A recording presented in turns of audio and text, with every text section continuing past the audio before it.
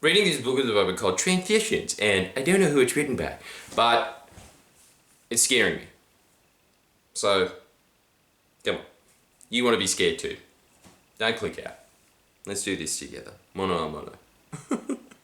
Hug it out, man.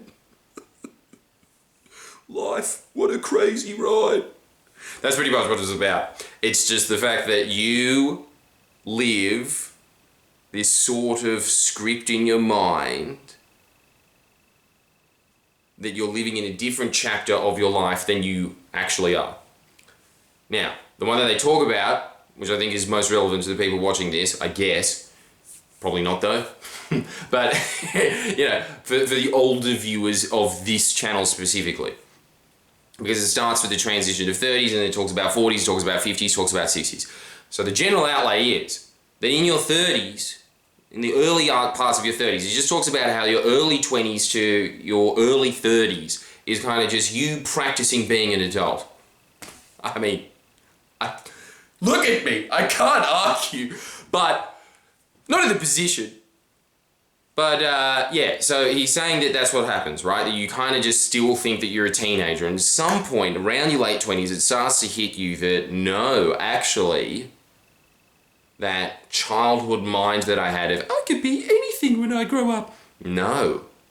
Just by the fact that you're that age, certain things start narrowing. Certain windows are closing already. And you're about a third of your way through your life at that point? So, let me give you an example, right? Say that you are, you know, when you grew, I don't know, when you're a kid, you're just constantly thinking like, I'm gonna be a fireman. No, actually, a spy. No, a fireman by day, spy by night. I suppose actually if you were a spy, that'd be a pretty good cover. Everybody likes firemen, right? But what happens is you get a little bit older, you waste time, usually, and you get to a point where you think, fuck, okay, actually now I have a mortgage, I have dependents, I am married. A lot of these things just, I can't live that like player lifestyle or any of those things because I chose that life. And what he was saying is that people in their early 30s, and I can attest to this, so can all of my other friends that are just made that same transition, like in their late 20s, their early 30s, they all have this idea, right, that, they wish that they spent, if they wasted all of their time while they were in their early years, like, 18 to 25 or whatever, that kind of period, if they wasted that time, they wish that they got their shit together. That starts to hit because you realize, no, actually that time is spent. I can't get that time back. If you are the opposite, which is what I did, which was just arguably wasted my youth so that I could have it's the grasshopper and the ant. Again, like everything else. Like, I wish now that I spent more time going to the club, but now that I think about it and I look back at it and objectively think about it, I think, no, I was actually really bored in the club. I fucking hated that environment. I just kept going because while other friends were going, I was like, yeah, I guess this is cool because everyone else is doing it. But yeah,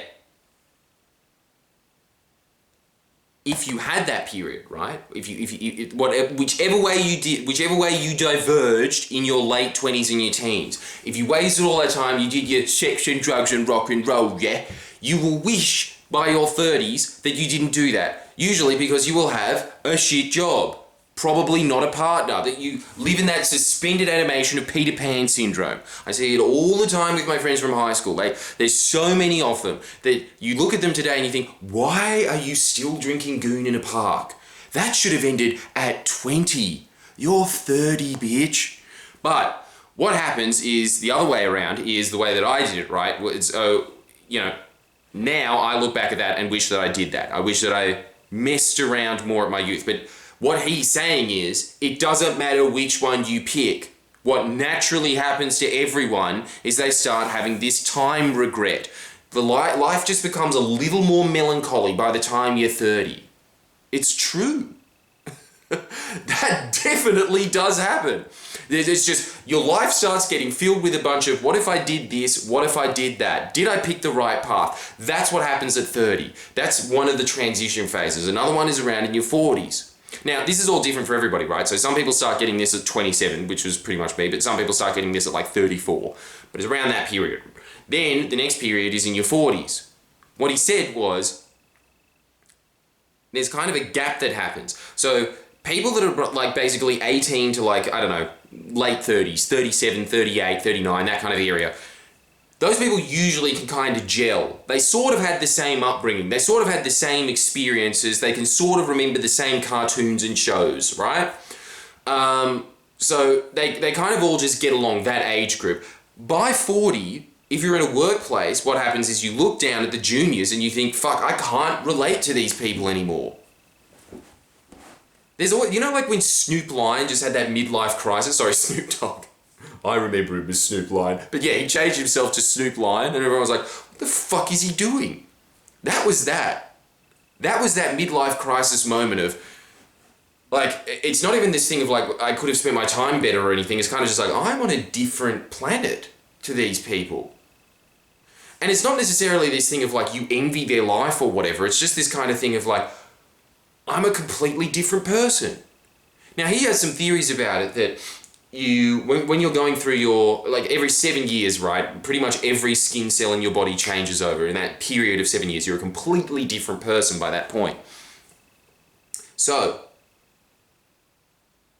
it kind of fits that mold, right? That maybe like in that first transition into another person over that 7 year period where you just don't notice the time goes by and then all of a sudden, holy shit, I look different. That kind of thing. He's saying that might be the reason for it, and that sometimes people can do 2 of those cycles and then they'll realize, holy shit, now I'm really different. But there's just these moments in life where kind of life just feels, what's the word? It's not that it's uneasy. And just fast forward 2 minutes, I'll just be in the same spot. You couldn't tell if I'm pausing the camera or not.